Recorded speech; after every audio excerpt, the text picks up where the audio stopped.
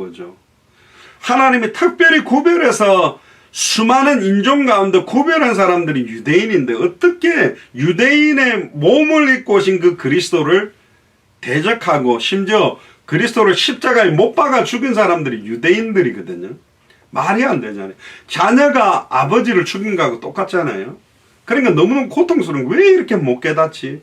내 양심이 성령 안에서 나로 더불어 증거하니 나의 형제 곧 골육의 친척을 위하여 내 자신의 저주를 받아 그리스도에게서 끊어질지라도 원하는 바다. 내가 구원 못 받는다 할지라도 내 친척들과 유대인들이 정말 구원받으면 좋겠다. 모세도 그런 기도하죠. 내 이름을 생명책에서 지워버리더라도 이스라엘 백성들을 용서해달라고 그런 회개를 하지 않습니까? 너무너무 안타까워하는 겁니다. 4절에 보세요. 저희는 이스라엘 사람이라 저에게 양자됨과 영광과 언약들과 율법을 세우신 것과 예배와 약속들이 있다. 언약과 약속들이 있다. 결국은 하나님이 처음부터 생육하고 번성하고 충만하고 정복하고 다스리는 결국은 하나님의 형상을 가진 예수 하나님의 형상의 실체가 그리스도죠. 예수를 그리스도로 믿는 자들을 통하여 모든 족속 천하 만민 땅끝을 살릴 이 언약을 처음부터 아담에게 노아에게 그리고 이제는 이번 주에 나옵니다만 바벨탑 사건 이후에 특별히 아브라함, 이삭, 야곱, 요셉 이 가문을 통해서 이 일을 이루거든요. 결국은 아브라함과 다윗의 자손으로 오시는 예수 그리스도를 통해서 이 언약을 완성시키게 되는데 이 언약을 이룰 수 있는 특권을 원래는 이스라엘 사람 유대인들에게 준 거예요. 저와 여러분들 같은 한국 사람이나 뭐 스페니시 사람들이나 흑인이나 이런 사람들한테 준 게 아니라니까. 혈통적으로 유대인을 선택했는데 이걸 잃어버리는 거예요. 5절에 보세요. 조상들도 저희 것이요 육신으로 하면 그리스도가 저에게 나셨다. 육신으로 하면 그리스도가 저에게 나셨다는 말은 유대인의 몸, 그러니까 요셉과 마리아 사이에 물론 요셉의 씨는 아니고 여자 후손으로 오셨지만 그 혈통을 이어서 나셨다. 저는 만물 위에 계셔 세세에 찬양받으실 누구다? 여기 정확하게 적어놨죠. 그리스도는 하나님이시다.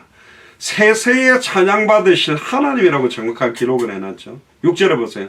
또한 하나님의 말씀이 폐하여진 것 같지 않도다. 이스라엘에게서 난 그들이 다 이스라엘이 아니다. 그러니까 정통 유대교 혈통 가운데서도 예수를 그리스도로 믿는 자들도 나오지만 이스라엘의 유대인의 몸을 입었다고 해서 다 언약 안에 있는 이스라엘이 아니다. 또한 아브라함의 씨가 다 그 자녀가 아니라 오직 이삭으로부터 난 자라야 네 씨라 칭하리라. 곧 육신의 자녀가 하나님의 자녀가 아니라 곧 오직 약속의 자녀가 씨로 여김을 받느니라. 이 약속을 다른 말로 하면 언약입니다. 이미 성취하신 언약 예수를 그리스도로 믿는 그 사람이 언약의 자녀, 그 성취한 언약을 붙들고 누리는 사람이 성취하실 언약, 당대 세계복음화의 언약을 성취할 수 있다는 말입니다. 9절에 보세요. 약속의 말씀은 이것이라. 명년에 이때 내가 이르니 사라에게 아들이 있으리라 하시니라. 결국 사라의 태를 열기도 하고 닫기도 하는 주권이 하나님 편에 있죠. 더 중요한 하나님의 절대 주권적인 내용이 어디냐. 10절에 보면 이뿐 아니라 또한 리브가가 우리 조상 이삭 한 사람으로 말미암아 잉태하였는데 여기서 이제 굉장히 좀 하나님의 절대 주권과 자유의지가 대치되는 이야기가 나옵니다. 11절에 보세요. 그 자식들이 아직 나지 아니하는 때에 택하심을 따라 되는 하나님의 뜻이 행위로 말미암지 않고 오직 부르시는 이에게 말미암아 서게 하려 합니다. 뱃속에 에서와 야곱이 있잖아요.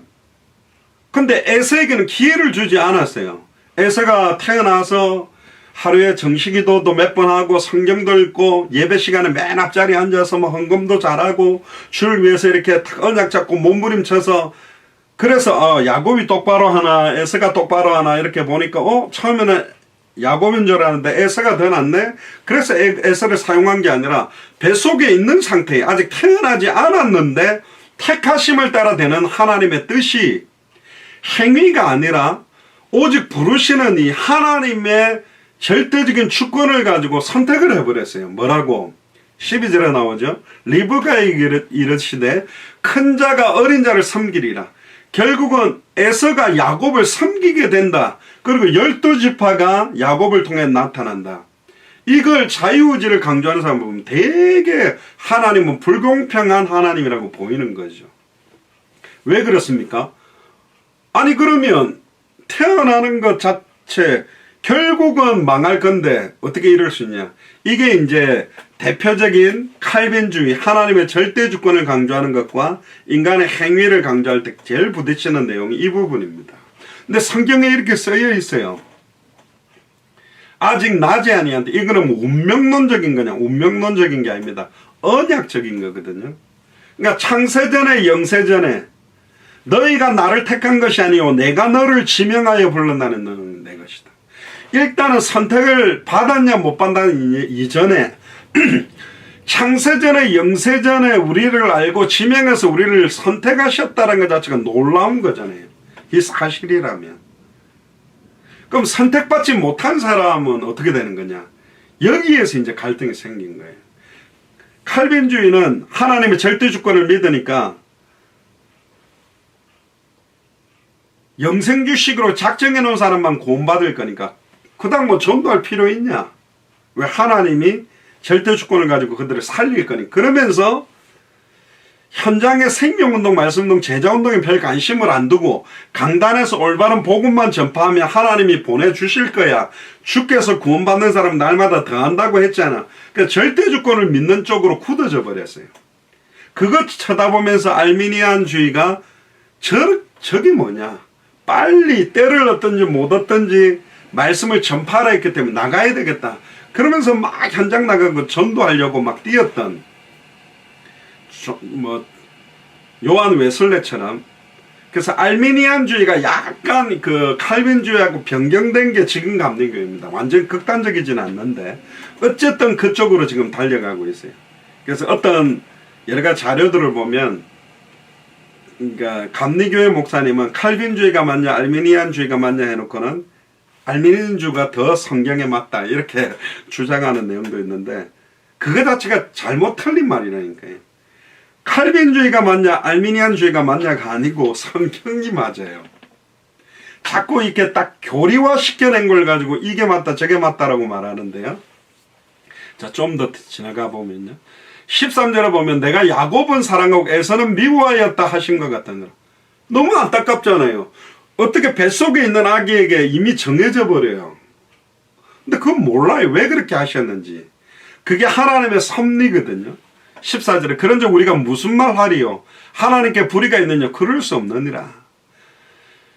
모세에게 이르시되 내가 긍휼히 여길 자를 긍휼히 여기고 불쌍히 여길 자를 불쌍히 여기리라 하셨으니 그런즉 원하는 자로 말미암음도 아니요 다른 박질을 하는 자로 말미암음도 아니라 오직 긍휼히 여기시는 하나님으로 말미암다. 이게 하나님의 주권이죠. 내가 너무 예수님을 원해서 믿고 싶어서 구원받은 게 아니라니까요.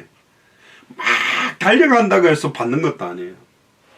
우리 윤명 전사님 전에 간증 들어보니까 윤명 전사님은 누가 전도를 한 게 아니라 막 옆에 찬양하고 예배 드리는 게 너무 좋아서 나도 들으면 안 돼요. 자기는 교회 가고 싶어서 본인 스스로가 전도받지 않았는데 나아갔다고 이야기를 하더라고요. 결국 그 마음을 움직인 것도 하나님 주권이거든요. 11절에도 보면 성경이 바로에게 이르시되 내가 이 일을 위하여 너를 세웠으니 곧 너로 말미암아 내 능력을 보이고 내 이름이 온 땅에 전파되게 하려니라. 바로 왕이 하나님을 대적한 존재인데 대적할 존재를 가지고도 불의의 병기를 가지고도 하나님 능력을 보이고 하나님의 이름이 온 땅에 전파되게 사용합니다. 그러니까 딱 예수를 그리스도로 믿는 주의 종들과 하나님의 자녀만 사용해서 하나님의 능력과 이름이 전파되는 게 아니라 하나님을 대적하는 우상숭배자 종교인들 또 사탄 마귀 귀신의 발악 가지고도 허락하시는 이유는 그 사탄의 발악 때문에 사탄이 참소하는 것 때문에 아예 하나님의 능력을 보이고 이름이 온 땅에 더 전파되게 하는 게 하나님의 섭리 가운데 있다는 겁니다. 그래서 사탄의 공격을 예수님 영접하면서 다 끝내버리고 만사형통하고 전혀 문제가 하나도 안 생기도록 하지 않습니다. 어떤 문제가 와도 그 문제들은 합력하여 선을 이루는 쪽으로 해서 진짜 하나님이 살아계시구나, 정말로 예수님이 그리스도구나, 그 이름이 온 땅에 전파되게 하기 위한 주권이 있다. 그래서 18절에 그런즉 하나님께서 하고자 하시는 자를 긍휼히 여기시고 하고자 하시는 자를 강팍하게 한다. 그러니까 바로 왕을 강팍하게 하니도 여호와여, 모세와 아론을 보내니도 여호와여. 문제를 일어나는 걸 허락하고 있는 것도 하나님이요, 해결하는 것도 하나님입니다.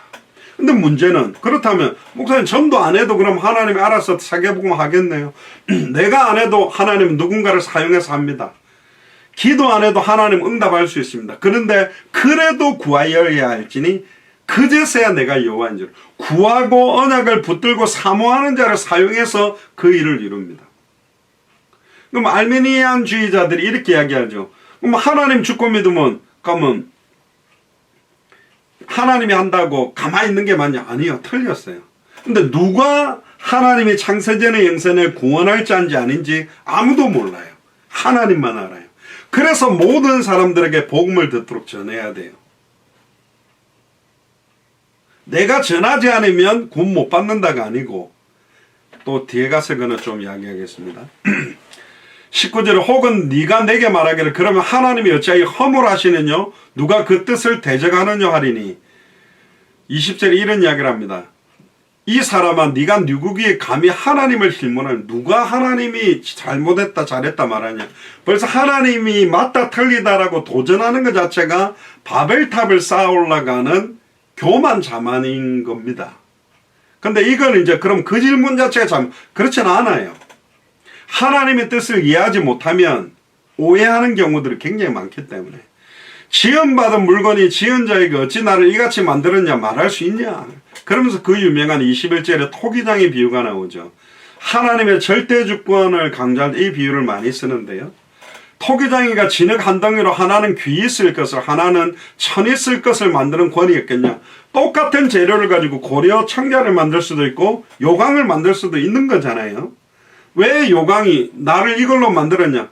근데 요강도 쓰임새가 있고 그 쓰임이 있어요. 손의 모양의 쓰임이 있고, 각 지체가 머리의 역할과 쓰임, 손의 역할과 쓰임, 다리 역할과 쓰임, 모든 역할에 하나님의 계획이 있어요. 그러니까 저와 여러분들은 나는 왜 이렇지? 나는 왜 이렇게 멍청하지? 나는 왜 이렇게 경제적으로 어려움을 당하지? 나는 왜 이렇게 질병이 많지? 나는 왜 이렇게 상처가 많지? 나는 왜 이렇게 이혼을 많이 해서 이렇게 고통스럽지? 나는 왜 이렇게 사업이 안 되지?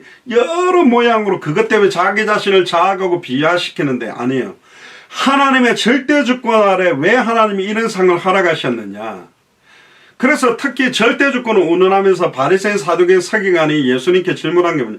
나면서부터 안전병이 되고 나면서부터 앞을 보지 못하는 자, 누구 죄 때문이냐? 대부분 바리새인 사두개인 서기관 부모의 죄 때문에 자녀가 저렇게 됐다고 보지만 아니다. 하나님이 그 사람과 그 문제를 가지고 영광 받으시기 위해서 행하시는 것이다. 그리고 전에 말했잖아요. 보통 남자 여자가 결혼하면 가장 예쁘고 가장 잘생기고 가장 똑똑하고 재능 있는 아이를 놓기를 원하잖아요. 그러니까 아기를 가졌다 검사해보니까 얘가 다운 증후군이 있습니다, 얘가 이러면 막 지워버리잖아요, 요즘은. 그럼 지워야 되냐 안 되느냐, 대부분 상담하러 오는 사람이 요즘은 없어요. 그냥 알아서 지워버려요. 그냥 죽여버려요. 맞냐? 틀린 거잖아요. 그러면 저는 그분한테 권면합니다. 또 냉철하게 당신과 당신 남편, 당신과 당신 아내 IQ 외모 딱 볼 때 아니잖아요. 최고 똑똑한 사람도 아니고 최고 예쁜 사람도 아니고 성형수술을 했다면, 담배 많이 피웠다면 허파도 이상할 거고, 허파도 막 또 술을 많이 했다면 간도 무리가 왔을 거고, 그러면 술 담배 안 하고 가장 IQ 좋고 가장 잘생긴 남자와 여자 씨를 결합해가 시험관 시술을 해가지고 그냥 여자 뱃속에 넣어주는 게 맞잖아요. 그렇게 태어나면 진짜 행복한 아들, 딸이 되냐? 그럼 당신 자녀가 맞냐? 아니잖아요. 그러니까 벌써 나와 내가 부부가 서로 관계를 통해서 애를 만들었다고 생각을 합니다. 하나님이 주셨다고 생각하지 않아요. 그럼 장애를 갖고 태어난 아이들은 무조건 행복할 수 없고 절망과 저주 가운데 사냐? 아니에요. 확률적으로 어려운 문제들은 많겠지만 진짜 복음을 누리면 누구보다도 행복하게 살아갈 수 있는 힘과 은혜가 있을 수 있어요. 그러면 너무너무 똑똑하고 건강하게 자란 아이들이 정말로 행복하게 사냐? 아니요. 전 세계 정치, 경제, 사회, 문화를 볼 때 똑똑한 사람들이 더 문제를 일으키고 사고를 치고 사람을 더 많이 죽이기도 했거든. 그러니까 하나님은 그래서 왜 이혼을 많이 하냐? 저 생각에는 저 여자랑 살아가지고 내 인생이 좀 참된 행복을 못 누린 것 같으니 내가 생각하는 기준으로 정하는 여자랑 살면 더 행복할 수 있다고 하는데 결혼을 많이 한 사람들 한번 물어보세요. 저도 미국에서 아들 같은 남편하고 사는 여자분, 딸 같은 아내랑 사는 분, 이렇게 몇 번 결혼한 분을 맡았는데 그래 안 행복해요. 왜? 이게 이제 우리의 선택이 절대적이지 않거든. 그러니까 내가 정하는 그게 절대적인 걸 절대적인 행복을 줄 수 있다고 착각하는 거죠. 그러니까 이름도 부모님이 지었는데 마음에 안 든다고 이름도 많이 바꿔버리잖아요. 또 아빠 엄마 성을 내가 과연 행복하냐? 또 있으면 별로 마음에 안 들어요. 왜? 인간의 선택에 한계가 있다. 인간이 아무리 자유의지를 가지고 잘한다고 해도 한계가 있다. 결국 하나님이 왜 이런 만남을 주셨고 이렇게 주셨는가? 그래서 결혼을 많이 해서 고통 가운데 있는 사람도 있고 많이 했지만 복음 안에 있다면 참된 행복한 가정도 돼요. 그러니까 이게 사실은 인간이 가지고 있는 죄성. 옛날에 브루스 올마이티라는 영화 보면 짐 캐리 주연인데 그 짐 캐리한테 천사가 나타나요. 미국 영화는 천사가 흑인으로 많이 나타나는데 니한테 희한한 능력을 하나 주겠다. 그러니까 능력을 받았는데 자기 고물차를 갖다가 쫙 마술을 부리니까 새 차로 스포츠카로 바뀌는 거예요.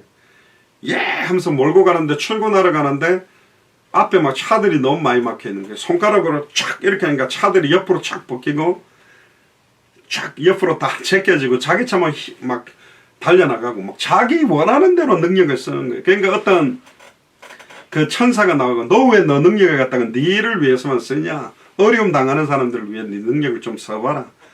그래 갑자기 길을 닦고 이러니까 전 세계에서 기도하는 사람 소리가 다 들린 거예요. 그러니까 처음에는 어떤 사람 기도 이거 이렇게 하면 좋겠어 응답해주고 자기가 하나님 비슷하게 한 거예요. 나중에 골치 아프게 에이 모르겠다 전부 다 원하는 대로 다 대봐 그렇게 해버린 거예요. 난리가 난 거예요. 왜? 여러분들 하루 동안만 여러분들이 원하는 대로 다 된다면 뭐 할 겁니까? 대부분 남편이나 아내 바꿔버릴 거고 세계에서 제일 예쁜 남편 제일 예쁜 여자 또 자기의 외모도 바꾸겠죠. 돈도 안 들겠다.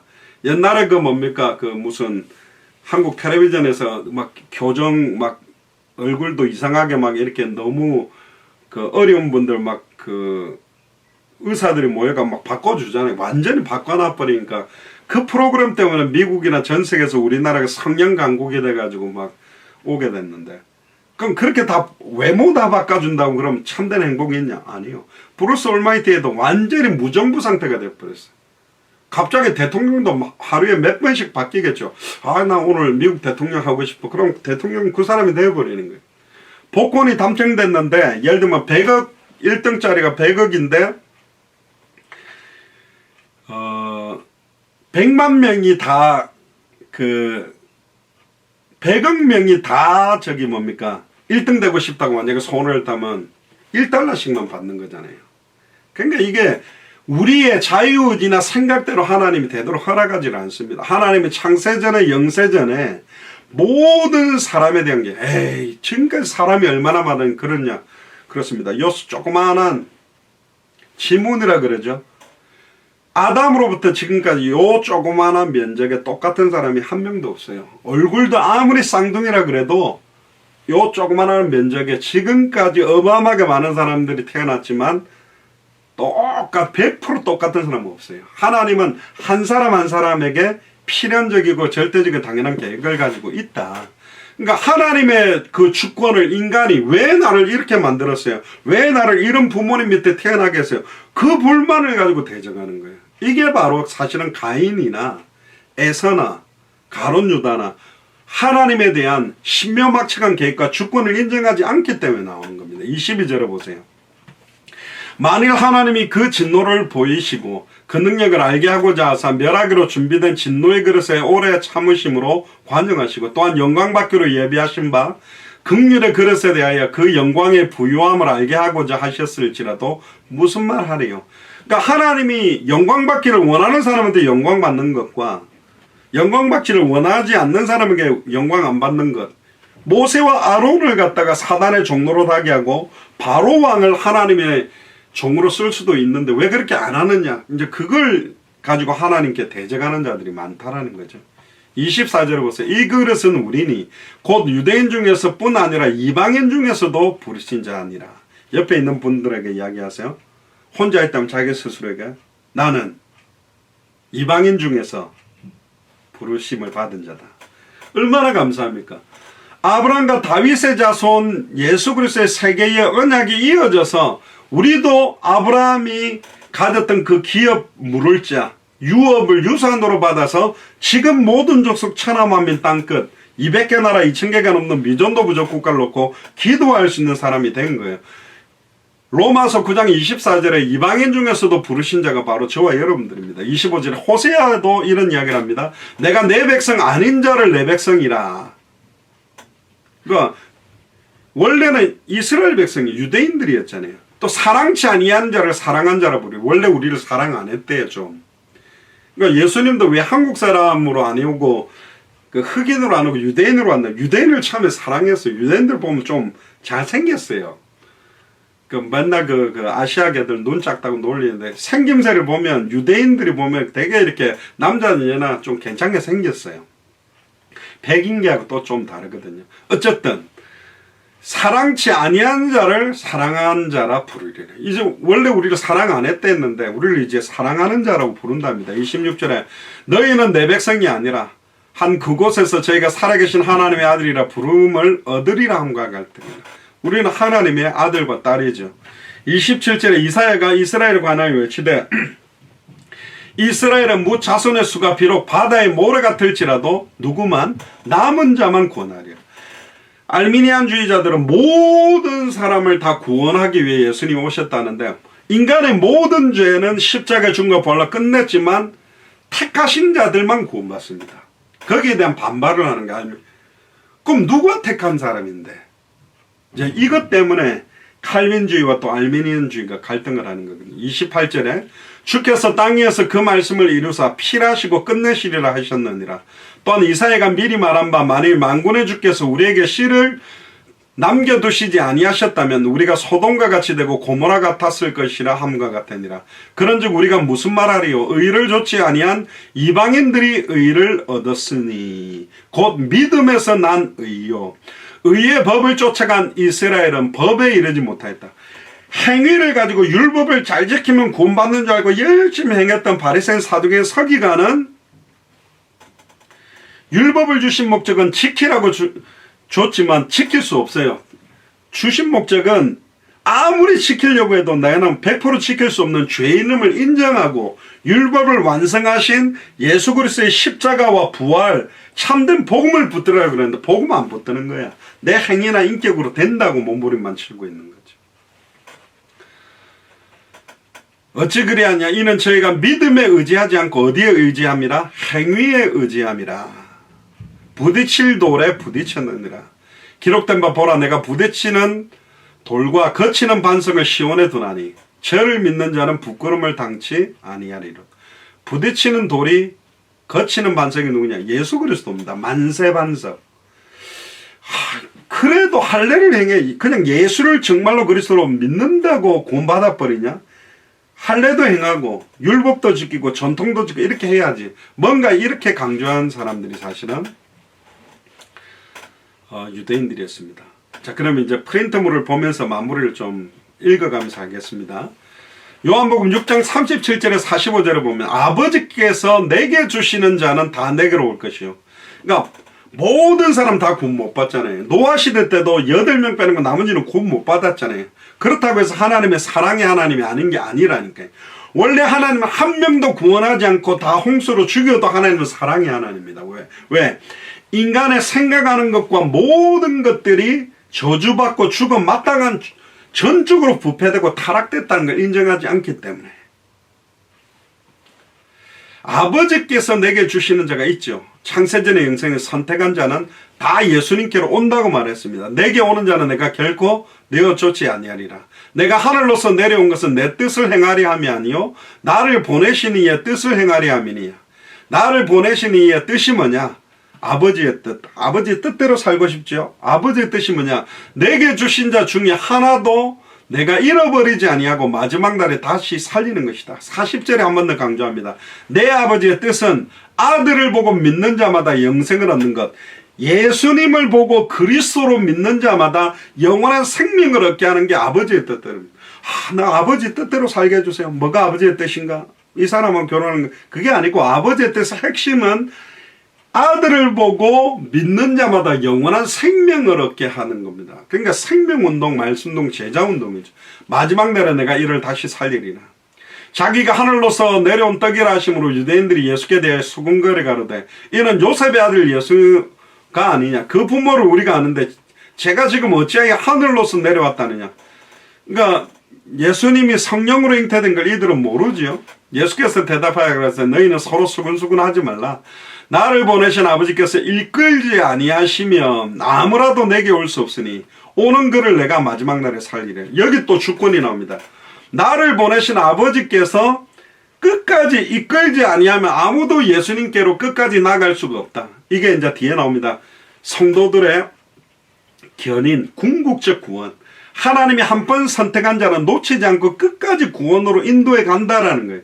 근데 이제 알미니안주의는 믿는다 해놓고 완전히 니골라당처럼 세상 쾌락과 죄를 짓는 사람들이 배교하는 모습을 보면 아니야. 믿는다 해도 행위를 잘못하면 결국 구원에서 내칠 수 있어. 그러니까 구원에 대한 확신보다는 행함을 잘해야 된다는 쪽에 포커스가 굉장히 많아지는 거예요. 그러니까 이 사람들은 구원에 대한 확신과 구원에 대한 은혜의 간격보다는 내가 막 어떤 진실하게 순수하게 행하지 않으면 구원에 떨어질 수 있다는 두려움에 사로잡히는 쪽으로 또 가고 있는 거예요. 그러니까 극단주의적인 칼빈주의, 극단주의적인 알미니안주의 이것 때문에 문제가 많은 거예요.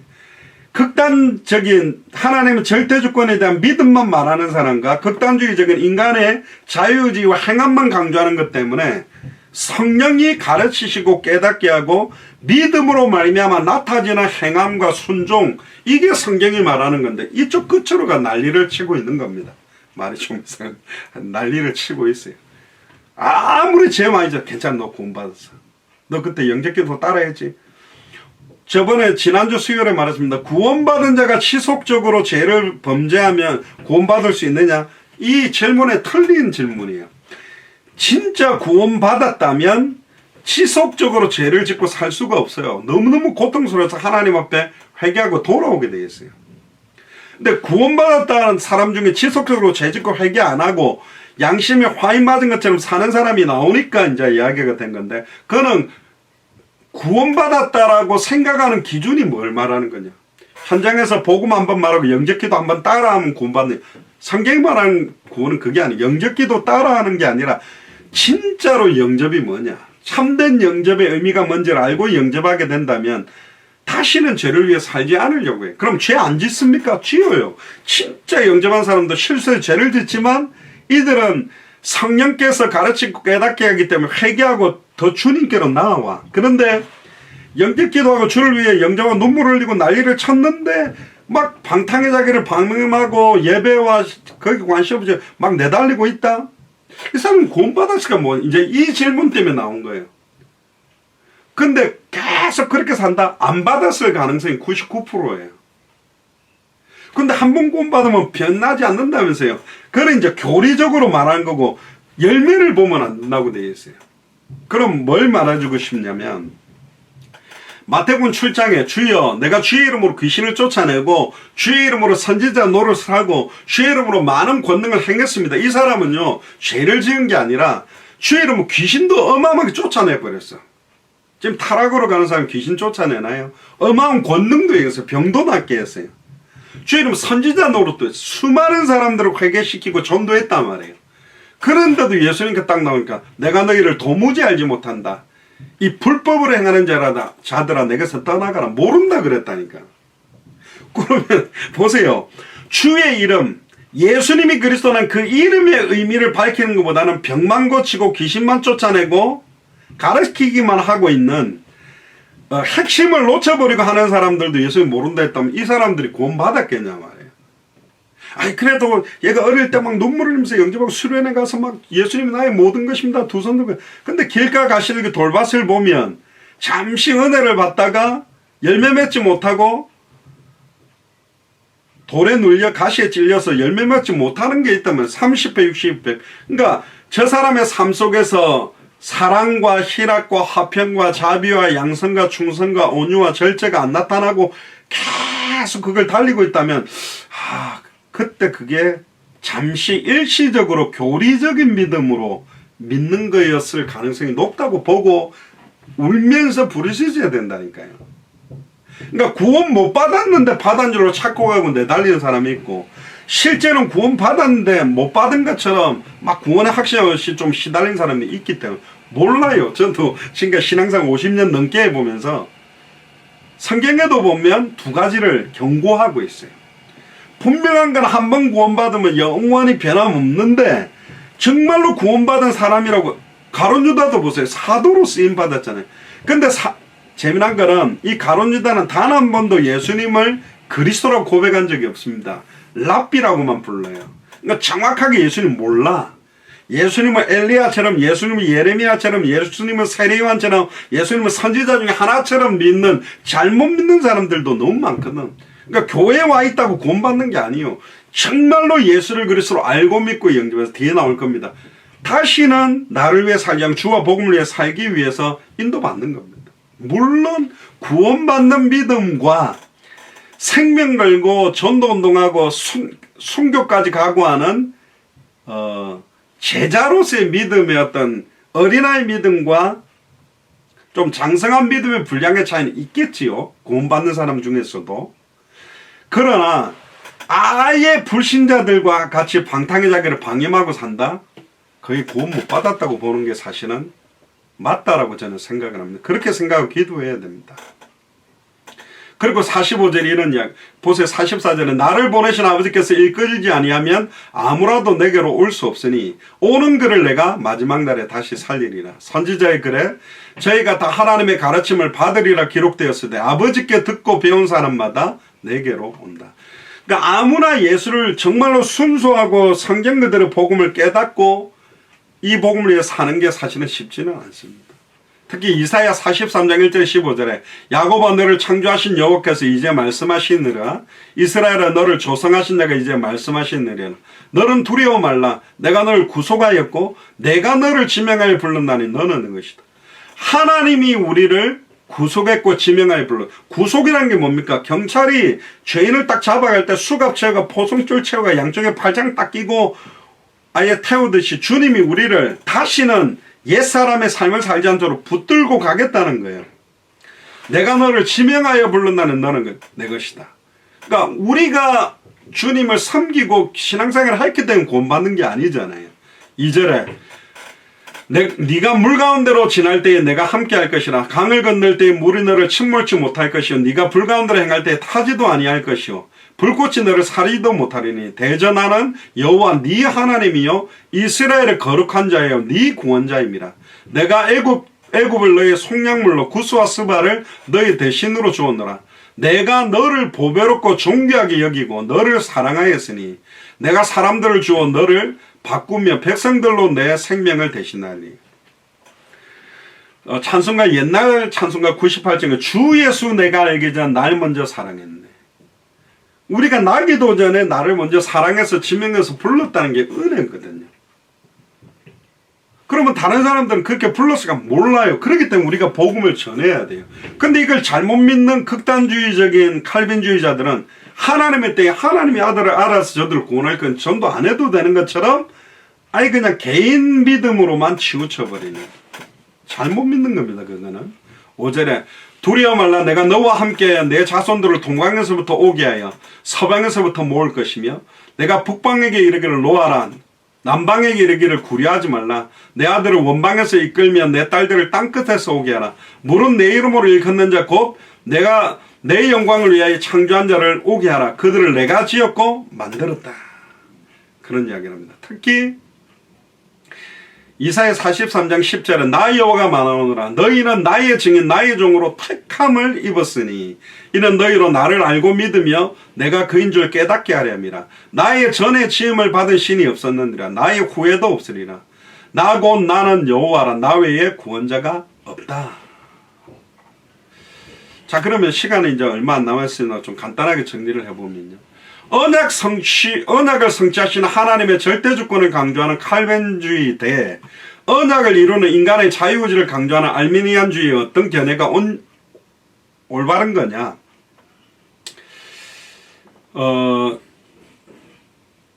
칼빈주의와 알미니안주의가 나누어진 이유는 특히 가장 중요한 구원에 대한 부분에서 하나님의 주권적으로 우리를 구원하는 거냐, 인간이 그걸 믿어야 구원받는 거냐, 이 관계를 설명하는 겁니다.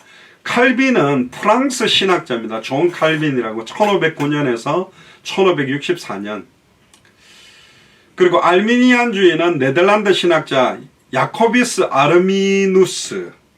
근데 연대를 보면 칼빈이 죽기 4년 전에 태어나죠. 1560년에서 1609년에 이름을 다시 지었어요. 원래 이 야코비스 아르미누스 알미니안도 원래는 하나님의 주권을 믿는 믿음을 가지고 자랐는데 절대 주권은 양해하면서 완전히 극단적으로 변질돼 가지고 말라고 전도하냐, 하나님이 다 구원할 건데 이러면서 극단주의, 죄 짓는 것도 창세전에 영세전 하나님이 나를 죄 짓도록 예정했으니까 죄 짓는 거 아니겠나. 뭐 하나님이 창세전에 영세전에 내 죄를 또 용서할 계획도 있겠지.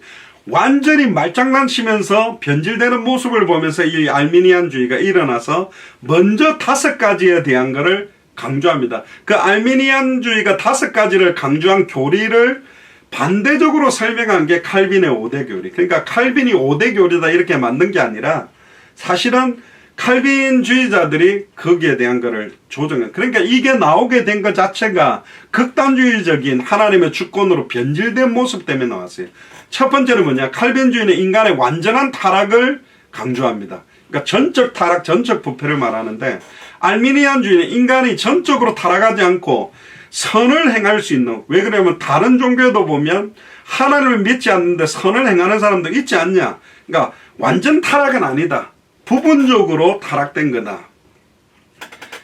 뭐 그렇게 알미니안주의들은 이야기합니다. 그러니까 부분적으로 죄의 오염이 되어 있지만 자발적으로 하나님을 믿을 수 없을 정도로 타락되고 변질된 건 아니다. 이렇게 강조하는데 요거는 많이 수정을 했어요. 왜냐하면 인간이 진실할 수 있을 줄 알았는데 1차 대전, 2차 대전의 자유의지를 가지고 얼마나 인간이 변질될 수 있냐에 그래서 사실은 전적 무능력 타락을 인정하는 추세로 많이 가고 있고, 두 번째 칼빈주의는 하나님의 선택은 무조건적이다. 근데 알미니안주의들은 하나님의 선택은 조건적이다. 무조건적인 선택이라는 말은 개인의 타고난 어떤 가치, IQ, 능력 그게 아니라 하나님의 전적인 뜻에 의해서 구원받을 사람을 선택한다. 근데 이제 알미니안주의들은 그리스도를 믿어 구원에 이를지 미리 아심으로 그 예지에 근거해서 구원받을 사람을 택한다. 그러니까 하나님이 보고 뭐랄까요, 주권적인 것보다는 인간의 행위가 제가 그래도 막 부자의 상에서 떨어지는 부석이라기도 주세요라고 예수님께 매달렸을 때 큰 믿음이라 했지 않냐. 그렇게 막 간절히 주님을 사모하는 믿음으로 구원받을 수 있는 게, 선택받을 수 있는 게 가능하다. 이런 인간 자유의지적인 행위에 대한 걸 좀 많이 강조하는 게 알미니안주의고, 세 번째는 칼빈주의는 속죄를 제한적으로 봅니다. 그런데 알미니안주의는 무제한적이다. 이 말이 어려운데 제한적이란 말은 하나님이 죄를 용서하는 것은 선택한 자들을 위한 속죄다.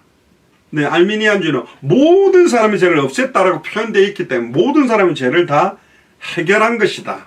이런 걸 가지고 강조하죠. 모든 사람의 죄를 대속했지만 선택한 자들만 이 속죄 가운데로 들어오는 거잖아요. 근데 이걸 이제 교리상 딱딱 나눠가 싸우기 시작하는 겁니다. 그럼 뭐하고 똑같냐면 옛날에 바늘 끝에 천사가 한 명이 올라갈 수 있냐, 두 명이 올라갈 수 있냐, 뭐 이런 거 갖고 싸우고요. 또 그 가톨릭에서는 성수라고 그러잖아요. 세례 같은 거 할 때 떠놓는 그 물에 그걸 이제 세례하려고 거룩한 물이다. 그 가톨릭에서는 화채설이라 그래서 성찬식 할 때 이렇게 동그란 게 이렇게 과자 같은 거 입에 우리는 떡으로 하든 그걸 넣어주는데 그걸 기도하는 순간 그 떡 자체가 예수님의 실제 몸이고 포도주지만 기도하는 순간 그는 피로 변한다고 믿어요. 가톨릭에서는. 그러니까 피를 버리지 않고 살을 남으면 다 먹거든요. 만약에 뭐 코로나 때문에 막 100명분 준비했는데 다 오면 100명분 자기가 다 먹어야 돼. 그걸 버릴 수는 없다 보니까. 우리는 기념설인데 또 뭐 저 성공회는 공제설 그걸 이제 두 개 다 막 절충을 하고 절충 자체도 잘못되어 있어요. 그럼 이상하게 된다니까. 기념하면 되는 건데. 그러니까 그 세례하려고 떠놓은 물에 모기가 빠져 있는 거야. 그래서 수도사가 딱 와가지고 딱 보니까 큰일 난 거야. 이 모기가 빠진 물을 가지고 세례하는 게 맞냐?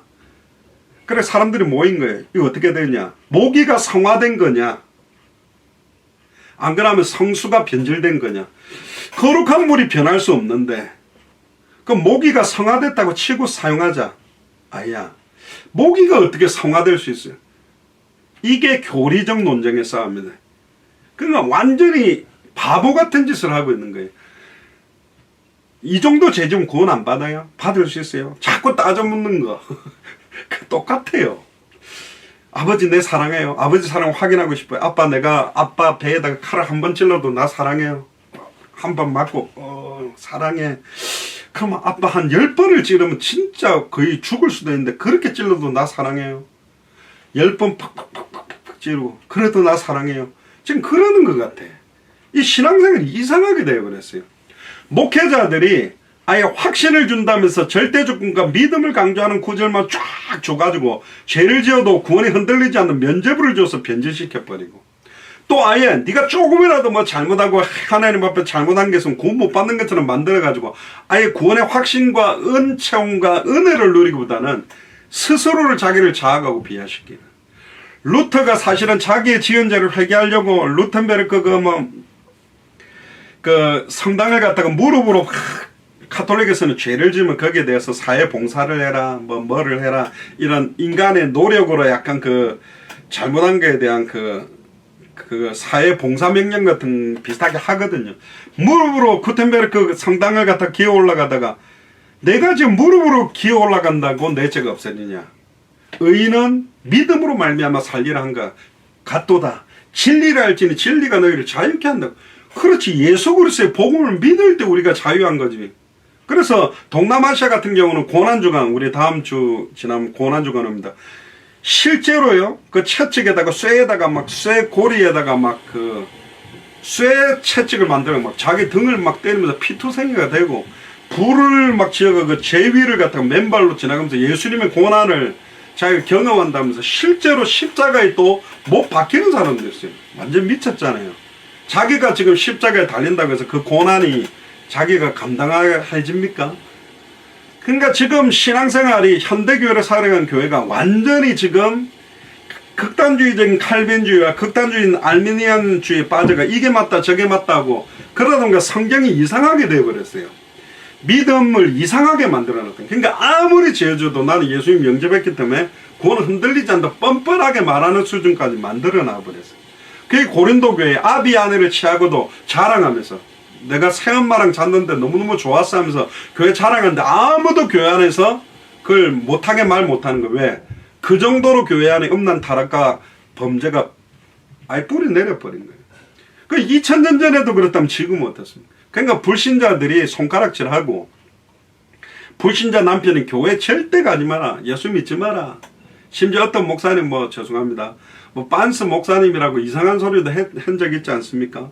그래 놓으니까 막 이것 때문에 막 파장이 일어난 거예요. 교회가 이게 막 불신자들의 수준 또 안 되는 소리들을 막 하면서 이상하게 돼버린 겁니다. 그게 진심이든 아니든 너무너무 부끄러운 모습 보이는 거예요. 그래서 제가 목사라고 잘 안 합니다. 저는 선교사라고 해요. 목사지만 너무 부끄럽게 만들어서 교회 이걸 회복시켜야 된다. 그리고 네 번째, 칼빈주의는 하나님의 은혜는 거부될 수 없다. 그러니까 불강력적인 은혜. 인간이 아무리 거부하려고 해도 하나님 은혜를 주시면 받게 돼 있다. 핍박자 사울이 다메섹에 예수 믿는 사람 죽이러 잡아올라고 하는데 빛이 쫙 비춰지면서 꼬꾸라지게 만들어서 절대 주권적으로 의지를 꺾어버렸지 않냐. 그러니까 은혜가 임하면 거부하지 못한다. 근데 알미니안주의는 아무리 하나님이 우리를 부른다고 해도 내가 절대로 안 받겠다고 거부해버리면 은혜를 거부할 수도 있다. 그렇게 강조하고요. 다섯 번째, 칼빈주의는 성도의 견인. 아까도 말했죠. 궁극적 구원. 정말로 구원받았다면 그 구원은 하나도 잃어버리지 아니하고 마지막 날에 다시 살리도록 붙들어 주신다.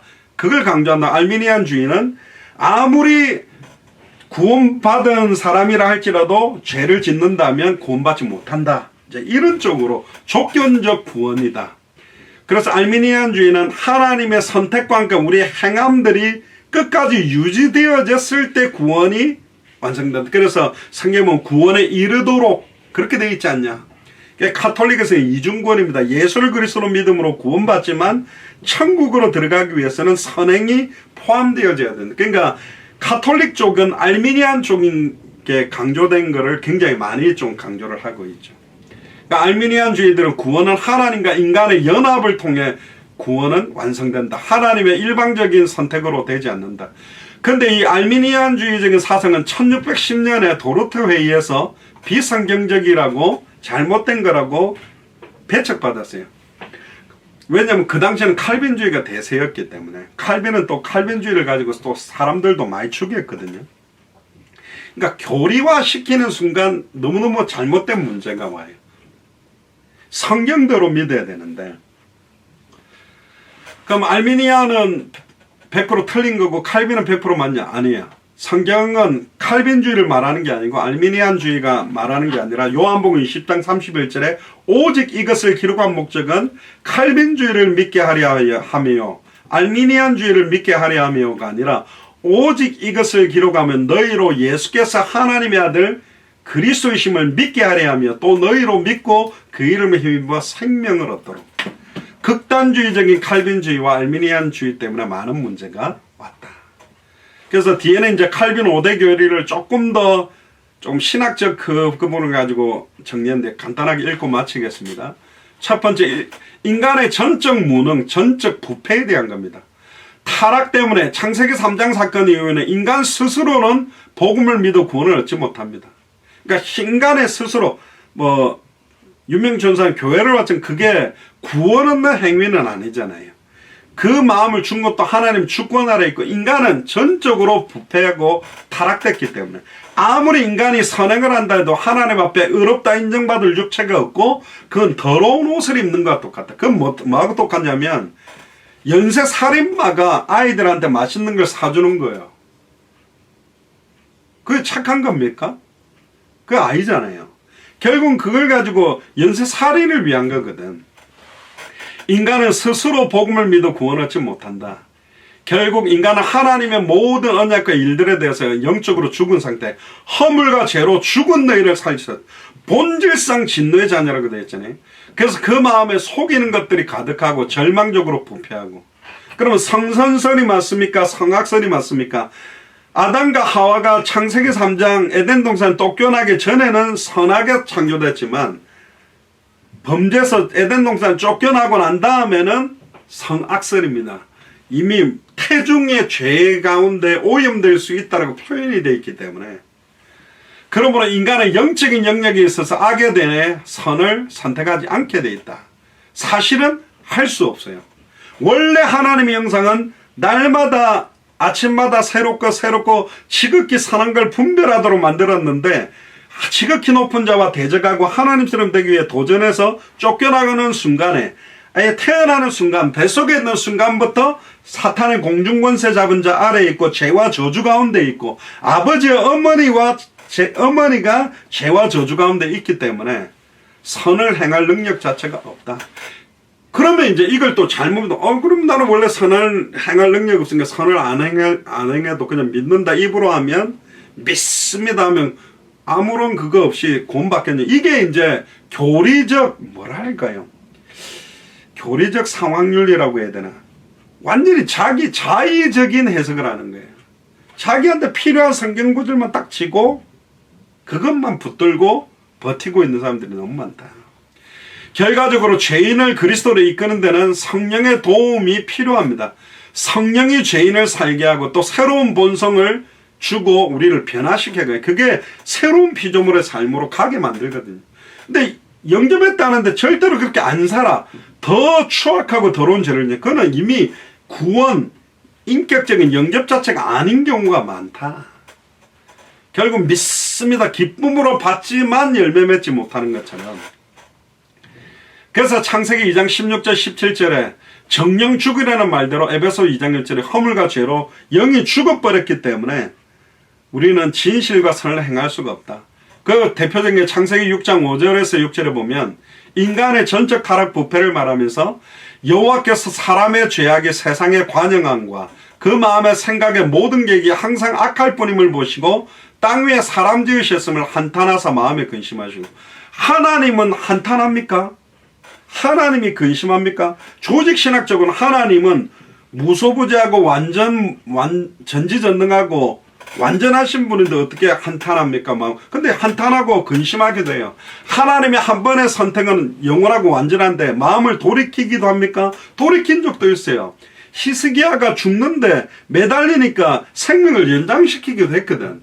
그러니까 조직 신학자들 하나님은 영원불변하다. 하나님의 한 번 선택은 딱 규정이다. 근데 그렇게 안 한 게 성경에 있어요. 그러니까 이 틀을 잡는 순간 이게 이제 거짓말을 하면 그 거짓말이 다른 거짓말을 낳듯이 하나의 틀을 잡아버리니까 틀을 잡고 난 것 때문에 그 다음 다른 틀들을 계속 부처가 설명하다 보니까 이상한, 그래서 심지어 아무리 죄를 많이 지어도 면죄부를 사서 하나님 앞에 헌금하는 순간 네 죄는 없어진다. 땅그랑 소리 나는 순간 네 죄는 샥 없어질 것이다. 면죄부를 만들어내고 심지어 마리아를 그냥 예수님의 육신적인 어머니다라고만 하면 되는데 예수님을 잉태했으니까 하나님의 어머니 아니냐. 그래서 하나님의 어머니를 칭호를 주면서 뭐까지 카톨릭을 만드는 무흠 잉태설, 죄가 없는 가운데 예수님을 창조했다. 그럼 죄가 없다면 하나님 격 아니냐. 더 나아가서 성부, 성자, 성령, 마리아도 사위일체까지 말한 교황도 나왔다는 거예요. 교리가 이상하게 나가는 거예요. 무슨 무흠 잉태설입니까? 마리아가 죄 가운데 기질과 그 죄 속에서 예수님은 성령으로 잉태됐어요. 그러면 마리아의 죄가 예수님 육신에 전가되지 않냐? 성령이 마리아의 죄성 있는 체질이 거룩한 성령을 죄로 오염시킬 수 있냐? 없어요. 예수님은 육신만 빌었어요. 100% 사람의 몸을 입고 100% 하나님으로 왔어요. 100% 사람이지만 우리와 다른 것 딱 한 가지가 있어요. 죄 없는 사람의 몸을 예수님이 입었어요. 그 증거로 죽었다가 부활했어요. 죄의 삭은 사망이기 때문에 다 죽어야 되는데 한 번 죽으면 못 일어나는데 예수님은 부활하셨어요. 예수님 당시에 죽었다가 살린 사람 다시 다 죽었어요. 부활이라는 말은 영원히 살아있는 몸을 입는 겁니다. 그래서 예수님만 죄가 없는 유일한 천하의 구원을 다른 이름이 없다. 사도행전 창세기 8장에도 보면 그 내용이 나오고요. 레레미야 13장 23절에도 구스인이 그 피부를, 흑인이 그 피부를 하얗게, 표범이 그 반점을 변하게 만들 수 있냐? 악에 익숙한 너희도 선을 행할 수 있으리라. 이거는 선을 행할 수 있다는 말이 행할 수 없다라는 역설적인 표현을 말하는 겁니다. 우리가 이렇게 악하다. 로마서 3장 10절에 18절에 이렇게 나오죠. 기록된 바 의인은 없나니 하나도 없으며 깨닫는 자도 없고 하나님을 찾는 자도 없고 다 치우쳐 한 가지로 무익하게 되고 선을 행하는 자도 없나니 하나도 없도다. 저희 목구멍은 열린 무덤이여 그 혀로는 속임을 베풀며 그 입술에는 독사의 독이 있고 그 입에는 저주와 악독이 가득하고 그 발은 피 흘리는 데 빠른지라. 파멸과 고생이 그 길에 있어 평강의 길을 알지 못하였고 저희 눈앞에 하나님을 두려워함이 없느니라 함과 같다. 그렇습니다. 물론 불신자들 착해 보이는 사람이 있지만 하나님이 볼 때는 착하지 않습니다.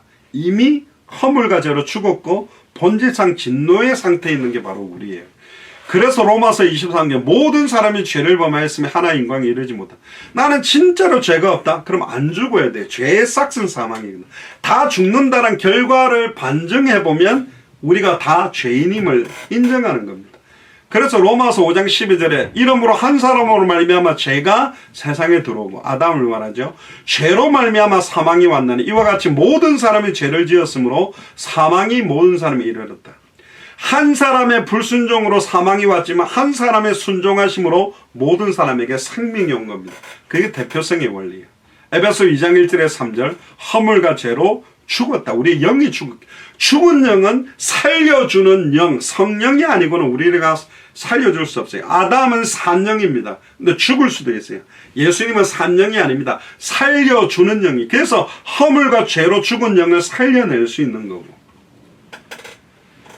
3절에 보면 우리의 육체의 욕심을 따라 지내면 육체와 마음이 원하는 것을 하여 다른 이들과 같이 본질상 진노에 대한 전적 타락 부패. 10편 51편 5절에 내가 죄악 중에 출생하였으며 모친이 죄 중에 나를 잉태하였나이다. 다윗이 이렇게 고백하죠. 예레미야 17장 9절에 만물보다 거짓되고 심히 부패한 것은 마음이라. 로마서 7장 15절 23절에 원하는 바 선을 행치 않고 원치 않는 바 악만 행하는 이 사망요소 누가 나를 건져내랴. 그렇습니다. 그래서 인간은 전적으로 부패됐다. 인간의 어떤 의지는 100%의 의지로 하나님 앞에 나갈 수 없다. 그러나 예수님을 구주로 영접하는 순간 그 성령께서 우리를 가르치시고 깨닫게 하고 생각나게 해서 우리 자유의지를 움직여서 지극히 선한 걸 분별하고 살아갈 수 있는 힘을 주는 거예요. 무슨 말인지 알겠죠? 원래 인간은 전적 부패 타락이다. 두 번째, 하나님의 무조건적인 선택. 이 선택은 뭐 우리가 뭘 해서가 아닙니다. 아까도 리브가 뱃속에 에서와 야곱처럼 창세전에 영세전에 우리를 선택한 거예요. 그 하나님의 선택의 결과 때문에 우리가 그런 행위를 할 수 있는 것이지요. 그거는 인간의 어떤 덕, 예지, 행위 이런 게 아닙니다. 무조건적인 또 하나님의 신묘막측한 계획을 따라 우리를 지배하는 거예요. 그러니까 은혜라고 그럽니다. 죄인이 어떤 행위를 가지고 그리스도를 선택하는 것이 아니라 하나님이 우리 구원의 궁극적인 구원의 일원인자. 그래서 신명기 7장 7절에 8절에서도 하나님이 수많은 민족들 가운데 우리를 선택했다는 말씀. 그리고 마태복음 11장 27절에 내 아버지께서 모든 것을 내게 주셨으니 아버지 외에는 아들을 아는 자가 없고 아들과 또 아들의 소원대로 계시를 받는 자 외에는 아버지를 아는 자가 없다. 아들의 소원대로 계시를 받는 자가 택함을 입은 자입니다. 모든 인간이 구원받을 수 없어요. 그렇게 하나님 선택을 안 했습니다. 또 아까 읽었던 것처럼 요한복음 6장 37절에 39절에 아버지께서 내게 주시는 자는 다 예수님께로 오게 된다. 로마서 8장 28절에 30절 여러분 잘 아시는 것처럼 우리가 알거니와 하나님을 사랑하는 자 곧 그 뜻대로 부르심을 입은 자 선택받은 자들에게는 모든 것이 합력하여 선을 이루느니라. 하나님 미리 아신 자들로 또한 그 아들의 형상을 본받게 하기 위하여 미리 정하셨으니 이는 그로 많은 형제 중에 맏아들이 되게 하려 하심이라. 또 미리 정하신 그들을 또한 부르시고 부르신 그들을 또한 의롭다 하시고 의롭다 하신 그들을 또한 영화롭게 하셨다. 칭의라 그럽니다.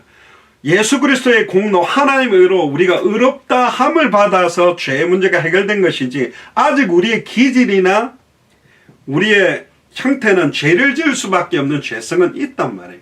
그래서 이것과의 싸움, 사단과의 싸움, 세상과의 싸움, 나 자신의 죄성이 있는 기질과의 싸움을 위해 우리가 예배하고 찬양하고 말씀 받는 겁니다.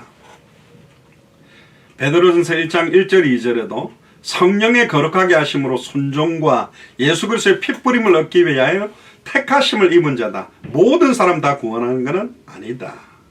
에베소서 1장 4절에서 5절 곧 창세전에 그리스도 안에서 우리를 택하사 우리로 사랑 안에서 그 앞에 거룩하고 흠이 없게 하시려고 그 기쁘신 뜻대로 우리를 예정하사 예수 그리스도로 말미암아 자기의 아들들이 되게 하셨으니 이는 그의 사랑하시는 자 안에서 우리에게 거저 주시는 바 그 은혜의 영광을 찬미하게 하렵니다.